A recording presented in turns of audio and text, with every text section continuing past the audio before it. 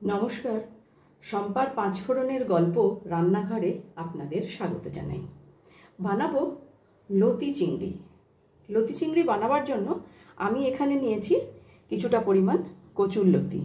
এই কচুর লতিটা একটু মোটা, এটাকে ভালো করে ছাড়িয়ে আমি ধুয়ে নিয়েছি একটা বড় সাইজের পেঁয়াজ কুচো করা, নিয়েছি প্রায় 100 গ্রামের মতো চিংড়ি মাছ, একটা টমেটো, আর নিয়েছি 1 চামচ আদা রসুন বাটা। প্রথমে আমি এই কচুরলতিটাকে একটু জলে ভাপিয়ে নেব। কড়াই গরম হয়ে গেছে, কড়াইয়ের মধ্যে আমি দিয়ে দিচ্ছি জল। সামান্য একটু নুন দিয়ে দেব জলের মধ্যে, 1/2 চামচ মতো দিয়ে দিলাম নুন। এবার আমি এই লতিটা এর মধ্যে ঢেলে দেব। মিনিট খানেক এটাকে আমি একটু ভাপিয়ে নিচ্ছি। এটাকে আমি একটু চাপা দিয়ে দিলাম। প্রায় 1.5 মিনিট মতন হয়ে গেছে। এবার এটাকে আমি নামিয়ে নেব। লতিটা একটু ভাপানো হয়ে গেল, এবার এটাকে আমি নামিয়ে নিচ্ছি। কড়াই গরম হয়ে গেছে, কড়াইয়ের মধ্যে দিয়ে দিচ্ছি আমি সামান্য একটু সর্ষের তেল। এবারে আমি নুন হলুদ মাখানো চিংড়ি মাছটা ভেজে নেব।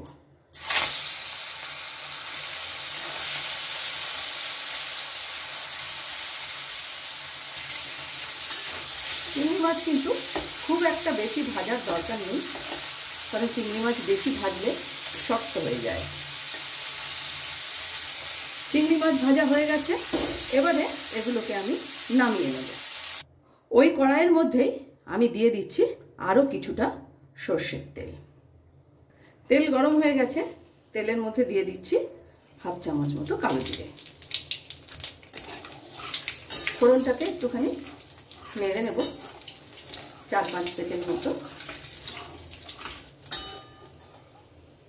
এখন দিয়ে দেব কুচি করে রাখা পেঁয়াজ।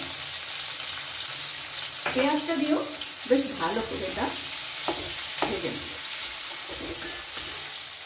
পেঁয়াজটা বেশ কিছুক্ষণ ধরে একটু ভেজে নিয়েছি। এবার এর মধ্যে দিয়ে দেব সেই ভাপিয়ে রাখা কচুর লতিগুলো। এটা দিয়েও খুব ভালো করে আমি ভেজে নেব। কচুর লতিটা দিয়েও আমি বেশ ভালো করে এটা ভেজে নেব। এবারে এর মধ্যে দিয়ে দেব কেটে রাখা টমেটো কুচি, দেব আদা রসুন বাটা, দেব পরিমাণ মতো হলুদ, দেব 1.5 চামচ মতো লঙ্কা গুঁড়ো, আর দেব 1 চামচ মতো হলুদ গুঁড়ো। নুনটা আমি একটু পরে দেব। এটা দিয়ে খুব ভালো করে মিশিয়ে নেব। এই সময় কিন্তু গ্যাসের ফ্লেমটাকে আমি একদম হাইতেই রাখবো। আমার রান্না যদি আপনাদের ভালো লেগে থাকে অবশ্যই ফলো ও লাইক করে আমার পাশে থাকবেন। আর যারা ইউটিউব থেকে ভিডিওটি দেখছেন তাদের কাছে অনুরোধ রইল চ্যানেলটি সাবস্ক্রাইব করে পাশে থাকা বেল আইকনটি প্রেস করবেন, যাতে আমি কোনো নতুন রেসিপি দিলে আপনাদের কাছে নোটিফিকেশন পৌঁছে যায়। এবারে গ্যাসের ফ্লেমটাকে আমি একদম লোতে করে একটুখানিকের জন্য এটা ঢেকে দেব। প্রায় 1.5 মিনিট মতন হয়ে গেছে। এবার ঢাকাটা খুলে আমি একটু এটা নেড়ে দেব।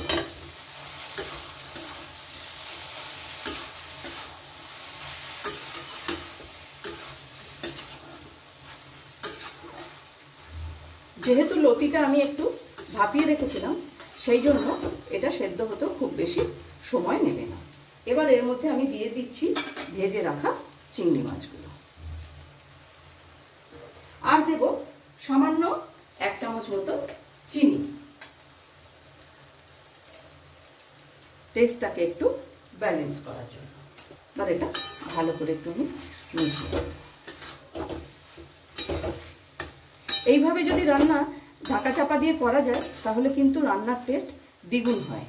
সব রান্নাতেই জল ব্যবহার না করলেও চলে। এটা মেশানো হয়ে গেছে, আবারও আমি একটু এটা ঢেকে দেব। প্রায় 1.5 মিনিট মতন হয়ে গেছে। এবারে আমি ঢাকাটা খুলে নেব। এবারে এর মধ্যে আমি দিয়ে দেব পরিমাণ মতন নুন।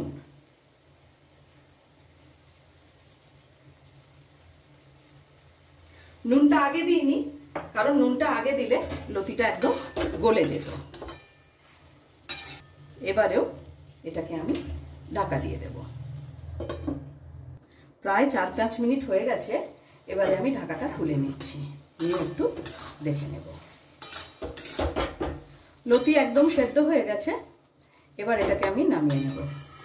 একবার হলেও বাড়িতে এইভাবে চিংড়ি মাছ দিয়ে কচুর লতি ট্রাই করে দেখবেন, অসম্ভব সুন্দর হয় খেতে।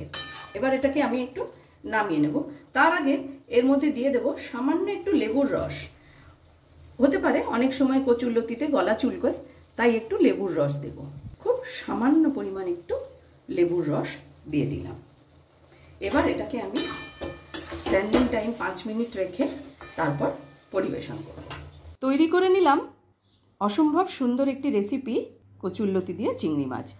একবার হলেও বাড়িতে ট্রাই করে দেখার অনুরোধ রাখছি। ভিডিওটি আপনাদের কেমন লাগলো অবশ্যই কমেন্টস করে জানাবেন। আজ তাহলে এই পর্যন্তই। দেখা হচ্ছে সামনের ভিডিওতে অন্য কোনো রেসিপির সাথে। ভালো থাকবেন, সুস্থ থাকবেন।